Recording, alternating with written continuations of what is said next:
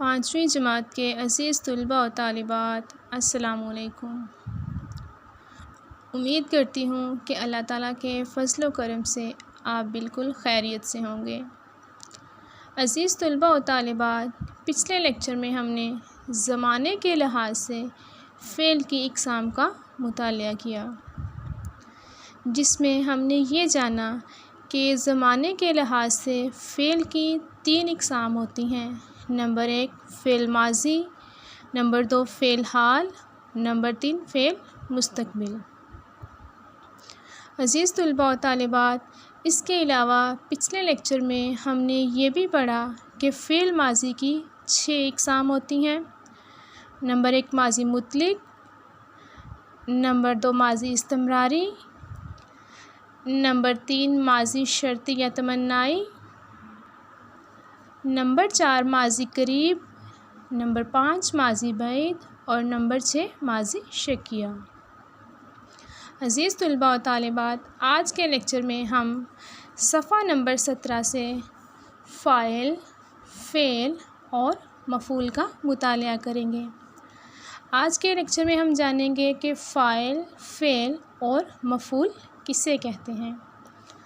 تو عزیز طلباء و طالبات، فاعل کے بارے میں آپ کو مختصر بتاتی چلوں۔ کام کرنے والا جو اسم ہوتا ہے اسے فاعل کہتے ہیں، یعنی جو شخص کام کر رہا ہو وہ فاعل کہلاتا ہے۔ فعل کے بارے میں جیسا کہ ہم پڑھ چکے ہیں کہ کسی بھی کام کا کرنا یا ہونا فعل کہلاتا ہے۔ اور مفعول کے بارے میں آپ کو بتاتی چلوں، جس اسم پر کوئی کام کیا جا رہا ہو، یعنی جس چیز پر کوئی کام ہو رہا ہو وہ مفعول کہلائے گا۔ تو عزیز طلباء و طالبات، آئیے اس کا مطالعہ کرتے ہیں۔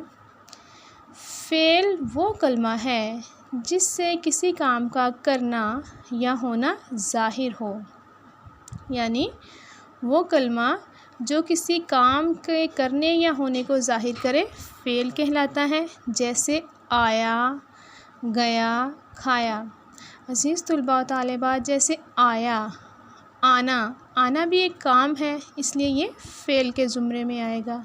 کھایا، کھانا کھانا یا کچھ اور کھانا، کچھ کھانا، تو کھانا بھی ایک فعل ہے، ایک کام ہے، اس لیے کھایا بھی فعل ہی کہلائے گا۔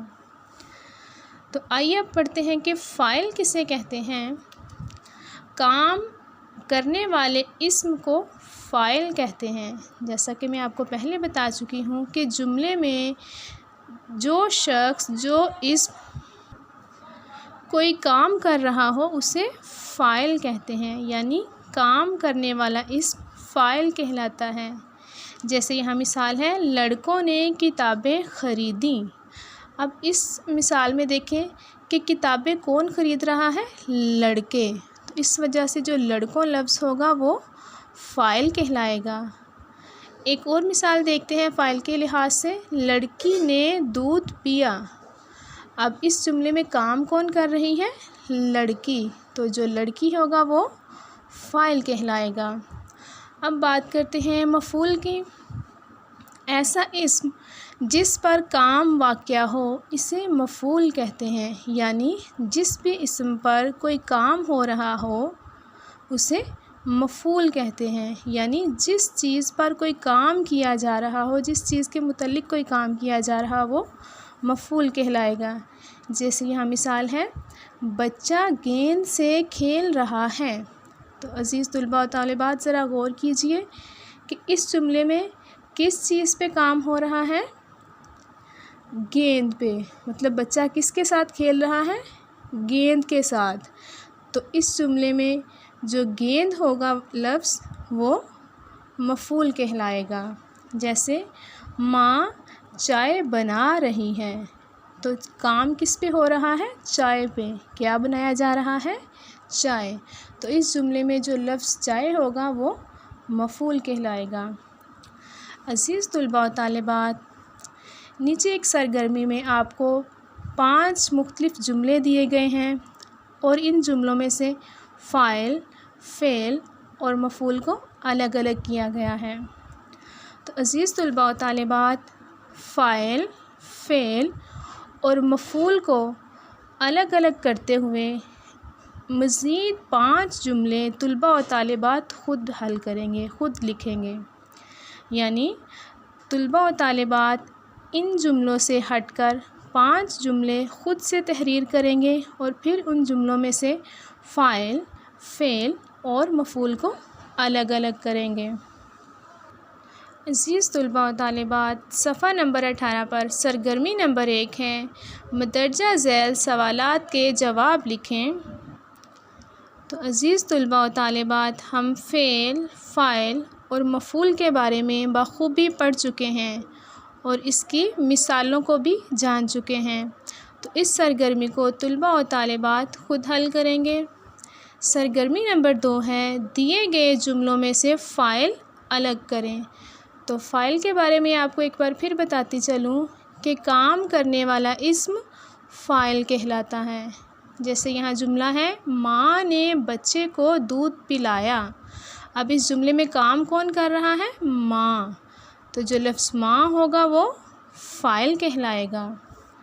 استاد نے خوش ہو کر بچوں کو انعام دیا۔ اب اس جملے میں انعام کون دے رہا ہے؟ کام کون کر رہا ہے؟ استاد۔ تو جو لفظ استاد ہوگا وہ فاعل کہلائے گا۔ تو اسی طرح اس سرگرمی کا بقیہ حصہ طلباء و طالبات خود حل کریں گے۔ اسی صفحہ پر سرگرمی نمبر 3 ہے، دیے گئے جملوں میں سے مفعول الگ کریں۔ تو مفعول کے بارے میں آپ کو ایک بار پھر بتاتی چلوں کہ جس اسم پر کام واقع ہو رہا ہو، یعنی جس چیز پر کوئی کام کیا جا رہا ہو وہ مفعول کہلائے گی۔ جیسے لڑکوں نے گانا گایا۔ عزیز طلباء و طالبات، اس جملے میں غور کیجئے کہ کام کس پر کیا جا رہا ہے؟ گانے پر۔ کیا گایا جا رہا ہے؟ گانا۔ تو اس جملے میں جو لفظ گانا ہوگا وہ مفعول کہلائے گا۔ ایک اور مثال دیکھتے ہیں، اساتذہ نے تقریریں کی۔ اب کام کس چیز پر ہو رہا ہے؟ تقریروں پر۔ یعنی کہ اساتذہ کیا کام کر رہے ہیں؟ تقریریں کر رہے ہیں۔ تو جو لفظ تقریریں ہوگا وہ مفعول کہلائے گا۔ تو عزیز طلباء و طالبات، مفعول کے بارے میں بھی آپ بہت اچھے سے جان چکے ہیں۔ تو اس سرگرمی کا بقیہ حصہ طلباء و طالبات خود حل کریں گے۔ امید کرتی ہوں کہ آج کے لیکچر میں ہم نے فاعل، فعل اور مفعول کے بارے میں جو کچھ پڑھا ہے، تمام طلباء و طالبات اس کو بخوبی سمجھ چکے ہوں گے اور اس سبق کو بہت اچھے سے یاد کریں گے۔ کل کے لیکچر میں ہم انشاءاللہ معنی کے لحاظ سے اسم کی اقسام کا مطالعہ کریں گے۔ آج کے لیے اتنا ہی۔ اللہ حافظ۔